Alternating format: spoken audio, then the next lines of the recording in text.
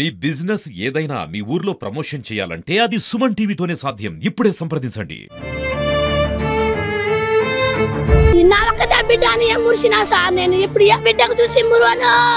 Welcome to Suman TV Warangal. ఏదైతే మళ్ళీ వరుసగా ఇన్సిడెంట్లు జరుగుతున్నాయో హన్మకొండ ప్రాంతంలో గౌతమి అనే వివాహిత ఆత్మహత్య చేసుకుంది. ఇది ఆత్మహత్య కాదు, హత్యనే.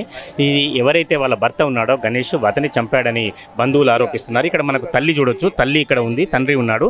తర్వాత వాళ్ళ ఇదంతా కూడా అంటే సూర్యాపేటకి ఇచ్చిన వీళ్ళ కుటుంబం అంతా కూడా మహబూబాబాద్ జిల్లా నుంచి తరలి వచ్చింది. ఇక్కడ అంటర్ రోడ్ సహకార నగర్ ప్రాంతంలో వాళ్ళు కిరాయికుంటున్నారు. దీనికి సంబంధించిన వాళ్ళ మేనమామ ఉన్నారు, తల్లిదండ్రి ఉన్నారు. వీళ్ళ తండ్రిని ఒకసారి పలకరించే ప్రయత్నం చేద్దాం. నాన్న, ఇప్పుడు అసలు ఏం జరిగింది నీకు తెలిసినంత వరకు చెప్పు. నాకు తెలిసిన వరకు ఎంతమంది పిల్లలు మీకు? ఒక పాప, ఒక బాబు. పాప గౌతమి. గౌతమి గణేష్ బాబు. ఆ బాబు చదువుకుంటుండు. పాపకు అయితే మా 3 నెలలు 5 ఈ వారం చేసిన కట్నాలు 25 లక్షలు కట్నం కూడా ఇచ్చిన. ఆ డబ్బులు పెట్టి బంగారం కొనిపించిన మాతో. ఆటో డ్రైవర్ ఇంకా సాదుకుంటాడు కానీ ఆటో కూడా నమ్మకం. ఒక్కడే కొడుకు కానీ సంతోషంగా సాదుకుంటాడు, ఒకటే నా బిడ్డ అని.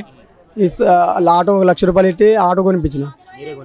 ఇక నా బిడ్డ సుఖం ఉంటుంది కదా, ఇంటికాడ ఒక ముద్ద అన్నం తిని అన్నం వండి పెట్టిస్తే వెళ్ళిపోతాడు కదా అని ఆలోచనతోనే నేను ఆయనకు ఒప్పుకున్న ఖరారైంది. నమ్మకంతో బంగారం అవన్నీ మొత్తం ఇచ్చేసినాం.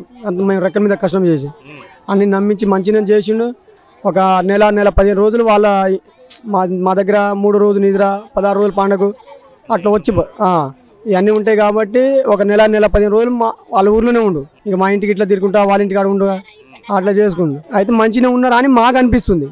కానీ బిడ్డకు 3వ రోజు నిద్ర కాడనుంచి పెళ్లి చేసిన కాడనుంచి ఒక్క నైటే మంచిగా ఉంటాడు. తెల్లారి 2వ రోజు నుంచి ప్రతిరోజు నేను నీకు చేసుకున్న కారణం అంటే నేను అంజలిని చేసుకుంటా. నీకు వాళ్ళ తల్లిని అమ్మాయి అట, రిలేషన్. అమ్మాయిని నీకు ఎప్పుడైనా చంపేస్తా ఇది అది బేరు పెట్టేదట అమ్మాయిని.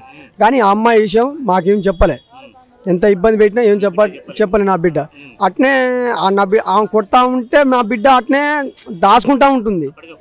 కొడుతుండు కానీ మాకు ఇంటికాడ మేము 16 రోజులు పండుగ పిలిచినా కూడా వాళ్ళిద్దరు మంచిగా వస్తున్నారు. మళ్ళీ ఏ పండుగ పిలిచినా మంచిగా వస్తారికి మేము నమ్ముకుంటున్నాం. అయితే తర్వాత నెల 15 రోజులు అయిన తర్వాత 2 నెలలకు ఇక వరంగల్ పోతాం బావా అని చెప్పారు. ఇంకా ఏ సాయం వాళ్ళ నాయన చేసుకుంటాం. మా నాయనకు 1 లక్ష రూపాయల మేకలు వేపి అంటే నేను ఏం చేసిన అంటే ఈ 16 రోజులు పండుగ వచ్చారు కదా, వస్తే బండి ఇప్పియాలంటే నేను బండి వద్దు, నీకు ఆటో ఉంది కదా, ఆటో ఇప్పించింది కదా, నీకు మళ్ళీ బండి ఎందుకు 1 లక్ష రూపాయలు పెట్టి మేకలు కొనిపిస్తా. మేకలు మేపుకుంటే 1కి 2 అవుతుంది, పొద్దుగా అవుతుంది సంవత్సరం అని చెప్పి ఆ 1 లక్ష రూపాయలు తీసుకుపోయి ఆయన నేను కలిసి ఆ ఇరారం గ్రామంలో ఆ బండి ఒప్పుకున్నాం కదా, ఆ బండి బాపతి ఆ ఇరారం గ్రామంలో పోయి ఒక రైతు దగ్గర 1 లక్ష రూపాయల మేకలు కొన్నాం. ఇప్పించి వాళ్ళకి ఇచ్చేసిన తర్వాత 2 నెలల తర్వాత నెల 15 దాటిన తర్వాత మళ్ళీ వరంగల్ వెళ్ళిపోతాం బావా అంటే సరే మంచి పోయి రారే అన్న. అయితే మా భార్యని తీసుకుపోయి ఫస్ట్ రూమ్ ఈడ మాట్లాడారు. వాళ్ళ అన్న ఈడ ఉండరు. వాళ్ళ అన్న మాట్లాడితే మా భార్య వాళ్ళు ఇంకా 4-3 ఆడలు వచ్చి ఈడ మన బిడ్డని ఉప్పుతో సహా మనం పెట్టాలి కదా మళ్ళీ నా బిడ్డకు. అయితే మా భార్య తీసుకొని ఇక్కడికి వచ్చి ఒక 2 రోజులు ఉంచి ఆ రూమ్ ఇచ్చి వచ్చి అయితే మంచి 1 నెల దాడు ఉన్నారట ఆ రూమ్లో. ఆ రూమ్లో ఉండేసరికి ఆ సారోళ్ళు ఖాళీ చేయి మళ్ళీ వేరే రూమ్ చూసుకొని మీరు నాకు దీంట్లో క్షమాలు వస్తాయని చెప్పారండి. ఆడ ఏం జరిగేది మనకు చెప్పేసరికే మరి ఆ బిడ్డ మళ్ళీ వాళ్ళ తమ్ముడు, ఈ పిల్లగాని తమ్ముడు అన్న ఈడ ఉంటాడు, ఏది సంతోష్ మాత గుడి దగ్గర టెంపుల్ దగ్గర, ఆయన ఆడ రూమ్ కిరాయి ఉంది మా అన్న. అయితే వాళ్ళ ఇంటి పక్కన రూమ్ ఉంది కిరాయి, ఇంకో షెడ్ ఉంది రూము, ఇగో ఈడ ఉంది తమ్ముడు అని అనేసరికి ఆడ వాళ్ళు షిఫ్ట్ అయ్యారు. ఇట్లా సంగతి నాయన అంటే సర్లే బిడ్డ మంచిగా రన్ మేము చెప్పేసిను. వాళ్ళు మంచిగా ఉన్నారు, ఎన్ని టాతులు పెట్టినా నా బిడ్డ బరాయిస్తానే ఉంది. కానీ మాకేం చెప్పకపోయేసరికి మొన్న శనివారం నైటు మా భార్య ఫోన్ చేసి నాకు ఫోన్ చేసింది. శనివారం మధ్యాహ్నం నాకు ఒకసారి ఫోన్ చేసి ఆడున్నాను నాయన అంటే నేను మందు కొడుతున్నా బిడ్డ, ఏమైందంటే ఏం లేదు నాయన అమ్మాయి ఆడుందంటే అమ్మ ఫోన్కి చేయి, అమ్మ మన చిలకలనే ఉంది అని నేను చెప్పేసిన. ఫోన్ కట్ చేసిన.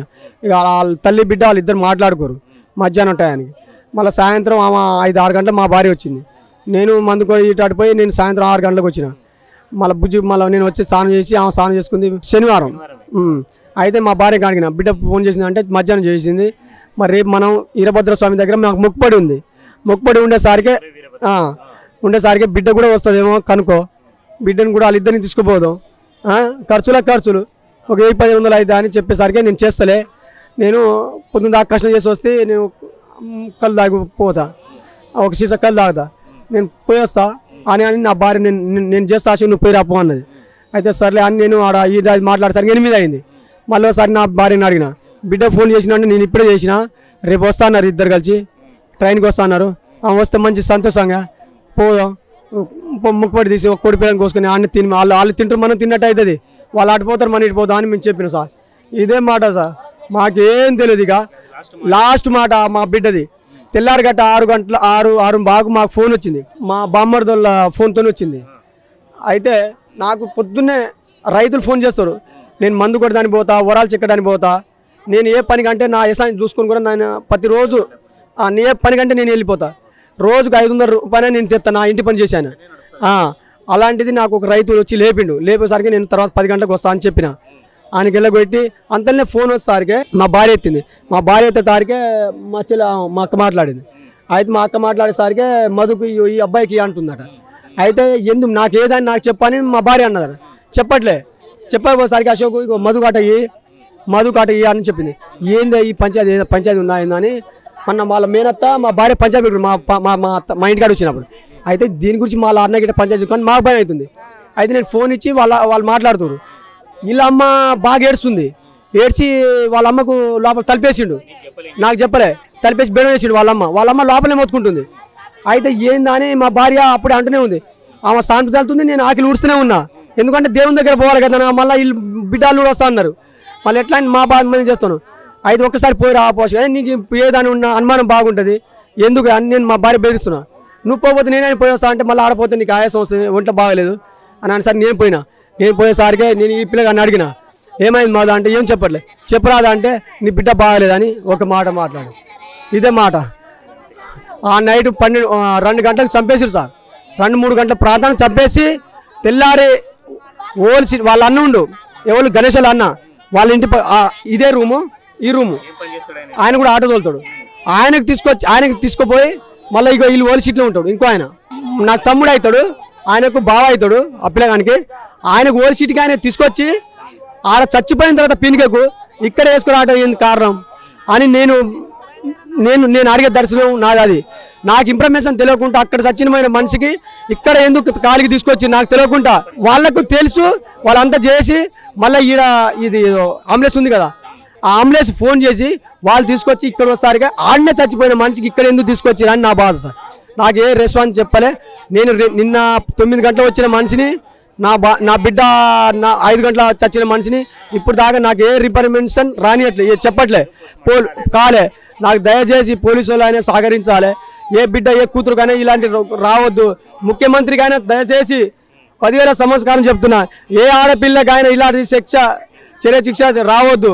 మీరు కూడా ముఖ్యమంత్రి దయచేసి నా బిడ్డ వచ్చిన బాధ ఎవరు రావద్దు, పతిన చర్య నువ్వు కూడా మీరు తీసుకోవాలని 10,000 నమస్కారం పెడుతున్నా.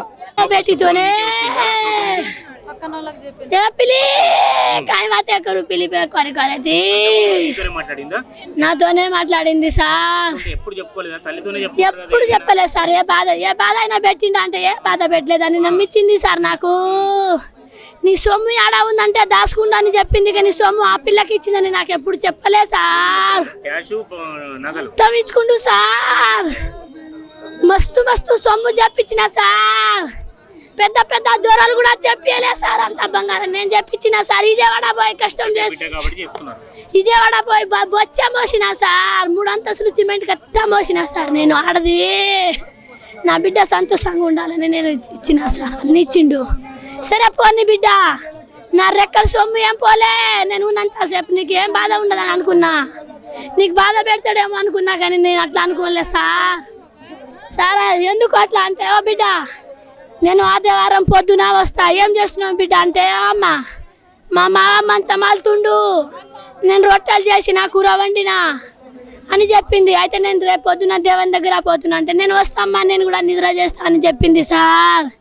ఏ దేవుని దగ్గర పోయి నిద్ర చేస్తుందో నాకు తెలియదు సార్. నిన్న ఓ సార్ అయితే నేను నమ్మలే, మంచిగా ఉన్నారు అనుకున్నా సార్.